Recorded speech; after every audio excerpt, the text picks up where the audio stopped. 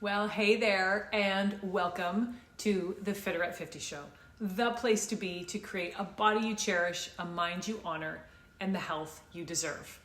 I'm Nat Lockhart, and on today's episode, we're diving into something that's arguably the most important life skill that everyone needs, but often doesn't get enough of, and that's sleep. And not just an okay sleep, but the kind of sleep that leaves you feeling refreshed, energized, and ready to tackle the world. And specifically, I'm going to share the truth about sleep because, my friend, there are some wild myths floating around that are messing with your ability to get the rest that you absolutely need.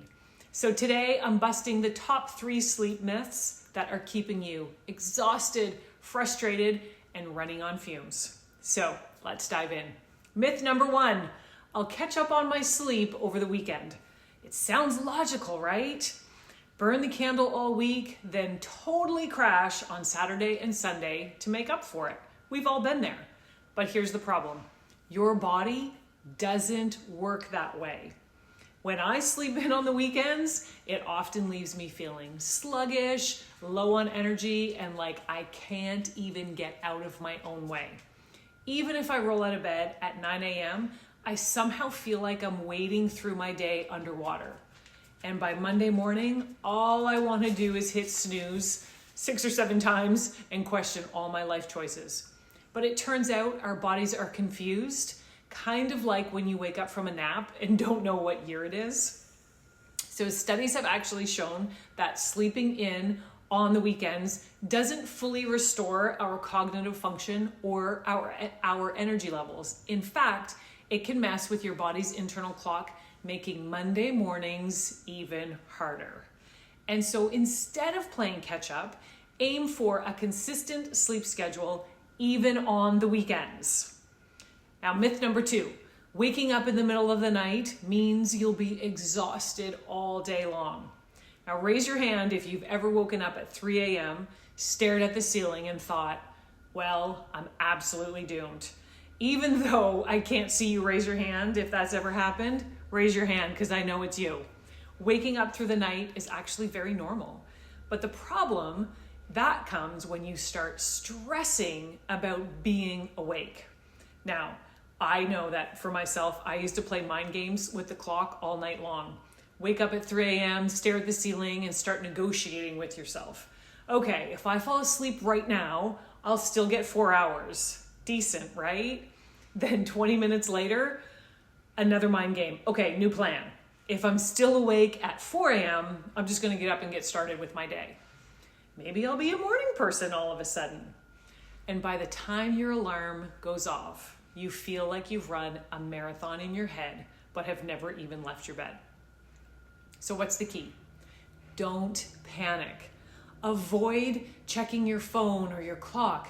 Keep the lights dim and try some deep breathing. Chances are you're going to drift off naturally. And when the alarm does go off, you might be tired, but you'll be able to make it through the day with enough energy and enthusiasm that you're used to. And now myth number 3, a glass of wine before bed helps me sleep better. Yes, the beloved nightcap. A glass of wine to relax and doze off sounds beautiful, but there's a catch. Alcohol actually disrupts your deep sleep. Now, I know that myself, I used to love my Friday night glass of wine, supper with Marks and the girls, great food, great conversation. And of course, I always had a couple glasses of wine. And I'd fall asleep easily enough, but like clockwork, I would wake up in the middle of the night feeling dehydrated and restless. And let's not forget the real problem, because honestly, Marks snores like a chainsaw after a few drinks. So not only was I wide awake, but I was also contemplating whether earplugs or a pillow over my head would be more effective. It took me way too long to figure out that it was the alcohol, that the alcohol was the thing sabotaging my sleep. Denial is a real thing, my friend.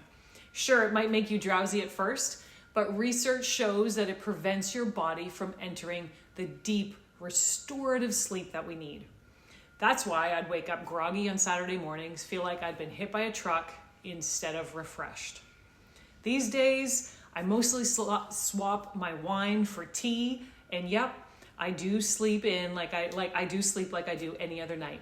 And if I decide to have wine, I would stick to one glass, and I usually don't experience any sleeping side effects at all.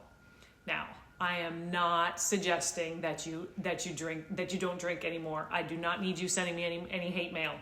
If you do have a few drinks, just make sure that you also drink water and limit your drinks to a few glasses rather than maybe the entire bottle. Having a drink early in the evening, maybe as you're making dinner, is also another option that you can experiment with. There's always so many options. And I know that your sleep will thank you. And there you have it. The 3 sleep myths totally busted. So now I want to hear from you. What's your biggest sleep struggle? Drop it in the comments below and let's chat about it. Let's figure it out. And hey, if you found this helpful, hit that subscribe button so you never miss another episode. Thank you so much for watching, and I will catch you next time on the Fitter at 50 show.